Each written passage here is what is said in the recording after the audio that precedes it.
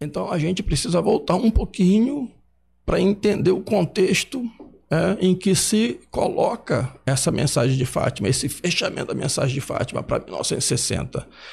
Veja, aí que entra o plano, ou a conspiração, que vai envolver o mundo todo e, em particular, a Igreja Católica, que é a questão do chamado catolicismo de Israel.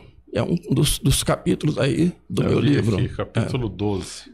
O que é o catolicismo de Israel? Veja, esse termo aí foi usado pelo rabino chamado Elias Ben-Amozeg. Era um rabino de Livorno. Ele escreveu um livro chamado Israel e a Humanidade. Nesse livro, ele expõe o seguinte. Primeiro, ele diz que o cristianismo é uma heresia proveniente do judaísmo. E, segundo ele, uma heresia gnóstica, porque, segundo ele, o cristianismo tinha concedido a noção de divindade para um único homem, Jesus Cristo. E que a Igreja Católica, como instituição, havia fracassado na sua missão de promover uma ordem mundial e uma paz mundial. A Igreja Católica havia fracassado. No século XIX, estava evidente, segundo ele, o Elias Ben-Amozeg, que a Igreja havia fracassado nisso. E que, portanto, alguns afirmavam que a Igreja não deveria mais existir. Ele, no livro, ele defende que a Igreja Católica deve permanecer existindo, mas não mais como o catolicismo romano, mas como o catolicismo de Israel. O que seria isso? A Igreja Católica teria que se purificar de seus erros. E essa purificação seria o abandono da crença na Santíssima Trindade, o abandono da crença da divindade de Cristo, ou seja, a Igreja poderia continuar existindo, porque, afinal de contas, o prestígio que ela tem histórico e político, devido ao seu imenso tesouro histórico, poderia ser utilizado em uma boa causa, que era a causa da paz mundial. Desde que a Igreja renunciasse ao seu dogma trinitário e à divindade de Jesus Cristo. Pois bem, nós vamos vendo que, progressivamente, a partir do Concílio Vaticano II, isso vai acontecendo cada vez mais com a hierarquia da Igreja, a tal ponto que hoje, com o Papa Francisco, é muito mais evidente essa transformação do catolicismo romano para o catolicismo de Israel, pregado pelo Elias Ben-Amozeg. Agora, qual seria a função da Igreja Católica a partir daí, então? É uma função meramente naturalista, visando a fraternidade universal, a unidade do gênero humano, visando a paz mundial. Ou seja, o espírito de Assis, né? É o espírito de Assis. Isso vai se confirmar já em 1986 em Assis, com o João Paulo II. E não é por acaso o rabino de Livorno, que idealiza esse projeto para a Igreja Católica, o Elias Ben-Amozeg, ele foi professor do rabino que foi pai do rabino-chefe de Roma, o Elia Toffoli, que foi amigo pessoal do João Paulo II. O João Paulo II foi o primeiro papa a entrar oficialmente como papa dentro de uma sinagoga. E recebido pelo Hélio Toffoli, que era o rabino de Roma.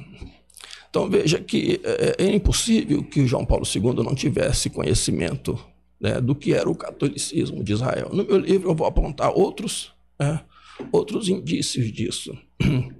Então veja, um processo de apostasia crescente a partir de 1960. Por isso que a data tinha que ser 60. Então esse que foi o ponto. Fala um pouco do João 23 e do Julius Isaac aqui. Pois bem. Capítulo 17. Pois bem, o Julius Isaac era um judeu secularizado. Você sabe que o judaísmo, e aqui eu abro um parênteses, Marcelo, para dizer que tudo que eu vou dizer aqui não tem nada a ver com antissemitismo e não tem nada a ver contra o povo judeu. né?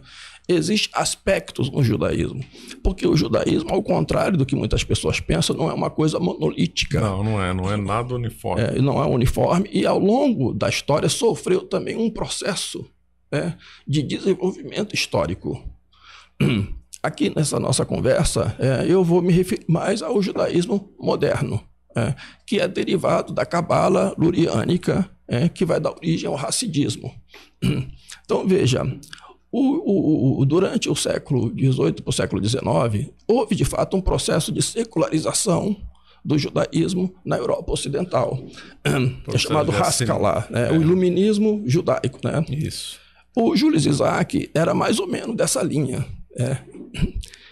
Ele foi um professor de história na França, na década de 30, era ele que escrevia os livros didáticos, de história. O problema foi que a Segunda Guerra Mundial impactou profundamente ele. Por quê? Porque ele perdeu a esposa e a filha num campo de concentração nazista. Não sei se foi em Auschwitz, né, um desses campos. E, então, isso impactou muito ele. E, a partir daí, ele passou a fazer uma revisão da história com base no seguinte: a raiz do antissemitismo seria a Igreja Católica. Ou seja, a Igreja Católica, ao longo de 2000 anos, pela sua doutrina antijudaica, que aqui a gente precisa também fazer uma separação do que é antijudaísmo e antissemitismo. São coisas antisionismo, são coisas distintas, né? A Igreja, de fato, sempre foi antijudaísmo. Por quê? Porque o judaísmo pós-bíblico é uma negação da missão salvífica de nosso Senhor Jesus Cristo como Messias. Eles rejeitam isso. No entanto, a Igreja Católica nunca pregou que se perseguisse os judeus. Ela pregava a conversão do povo judeu. E, de certa maneira, ela protegia o povo judeu, né? Como ficou claro em vários momentos da história. Exatamente. Só que o Jules Isaac, traumatizado pela guerra, ele passa a responsabilizar a Igreja pelo que aconteceu, né, na Alemanha nazista. Ora, as causas do antissemitismo do Hitler e da Alemanha nazista, elas estão mais nos mitos pré-cristãos do que dentro da história do cristianismo. Não dá para fundamentar, mas de jeito nenhum. Mas então ele escreve dois livros. Ele escreve 2 livros acusando formalmente a Igreja Católica pelo que aconteceu em Auschwitz e nos outros campos. Ele culpa a Igreja Católica, e não só a Igreja Católica, ele culpa os padres, ele culpa os santos da Igreja, os concílios, os papas.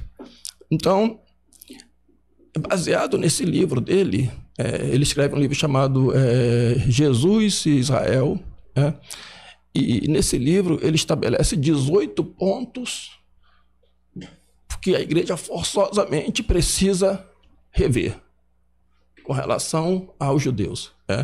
Esses 18 pontos vão dar início a uma série de conferências que vão acontecer na Suíça, em Silisberg, 1947 para 48. E esses 18 pontos vão se condensar em 12 pontos.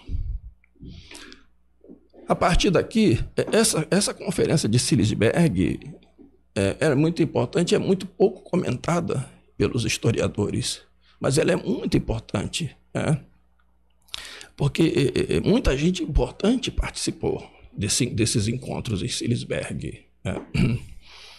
Bom, o resultado disso é que ele vai apresentar ao Papa Pio XII esses 12 pontos, né, que a Igreja precisa modificar. O Papa Pio XII não vai recebê-lo, ou pelo menos não vai acatar, os pedidos dele.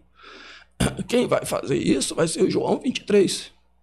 Então, o João XXIII se torna Papa no final de 1958. No início de 1959, ele anuncia o concílio, que vai fazer um concílio, para surpresa geral, ninguém esperava. De onde veio a inspiração para João XXIII? A ideia de fazer um concílio.